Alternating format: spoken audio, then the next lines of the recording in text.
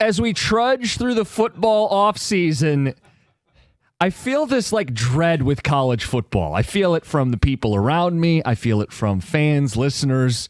The direction of the sport is not inspiring.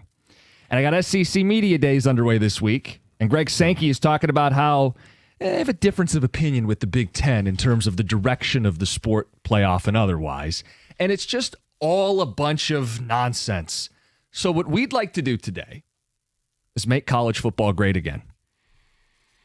The way we're going to do that is I have my campaign, my platform to make college football great again, and John has his.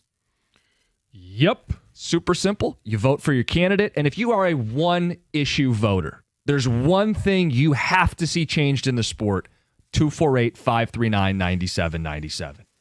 Greg, I would like to go first. I won the coin toss pre-show. Okay. John, my plan to make college football great again. I have concepts of a plan. More than concepts. Wait a minute. I'm talking now.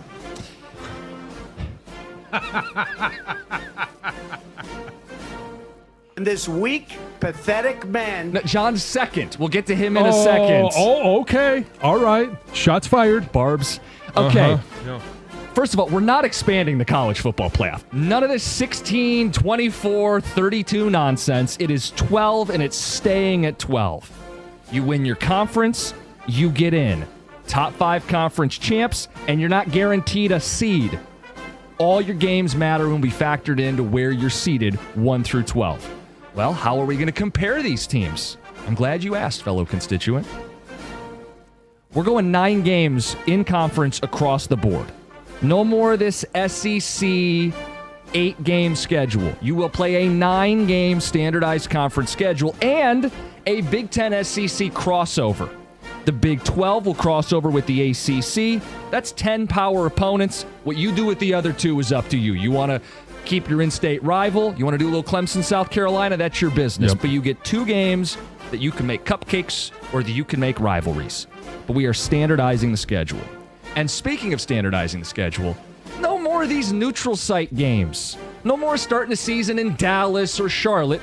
We will play on college campuses. We will embrace the traditions and the atmosphere of college campuses. No more kickoff classics. John, we're also done playing Mercer and Citadel late in the season.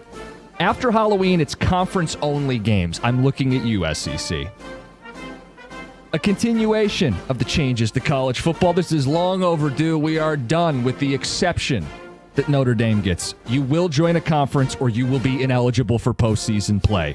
No special treatment. You're going to need to, by the way, with these tougher schedules, so get with it. We're putting a salary cap on the sport. It's going to rise every 4 years. It's attached to revenue, and it's going to level the playing field. And the portal.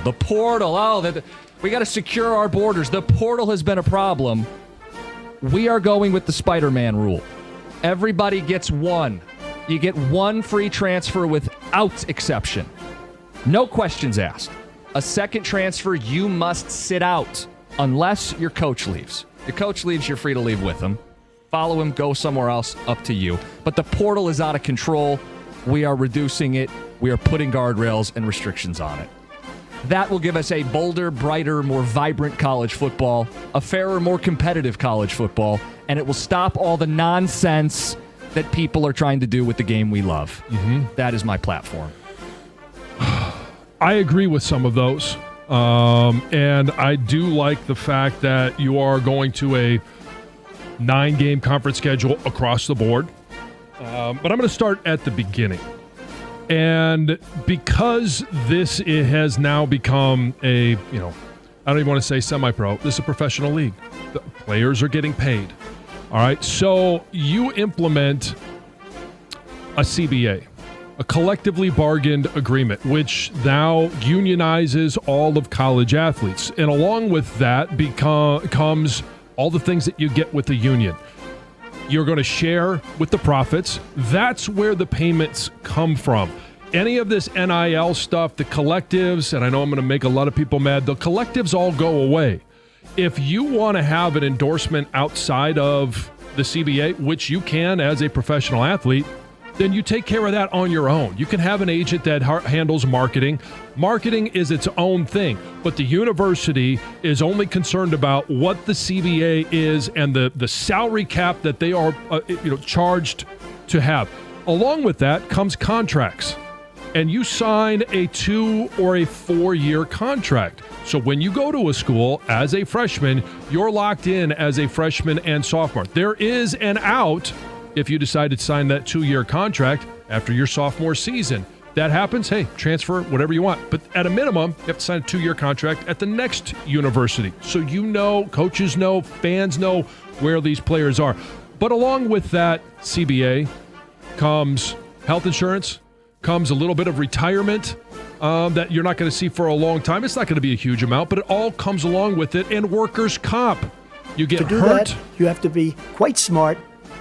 If you get hurt in college athletics, workers' comp will cover those complications down the road. That, to me, is, as a former player, something that a lot of guys that don't, and girls in college sports, don't get after they leave said university. There's a rookie salary cap. Those first 2 years, you're locked in. Prove it. Go out there and prove what you're able to do. And then that second contract, yeah, we can negotiate. We can get you some more money.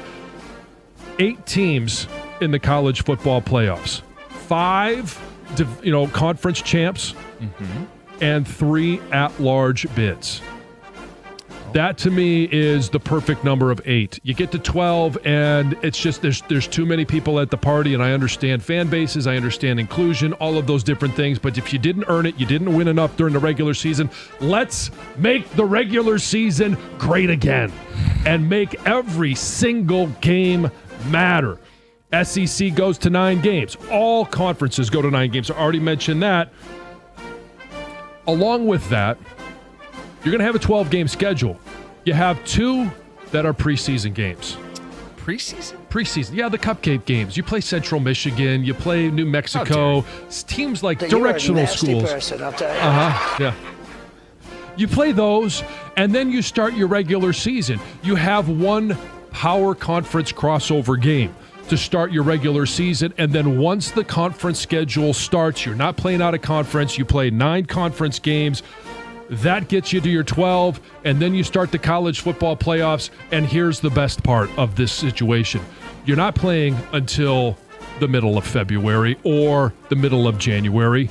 You are playing the college football playoffs immediately after conference championship games. That's when you start. So there's not this long gap of what are we doing in college football? How do we keep these kids out of trouble? No, you keep the schedule, you play games, and you have a national championship game on New Year's Day.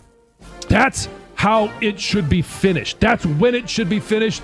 You're not competing with the NFL. You can't compete with the NFL. I know there's going to be some scheduling conflicts when you're talking about those games on Saturdays. Maybe you have them on Thursday nights, Friday nights. Make a deal with the NFL.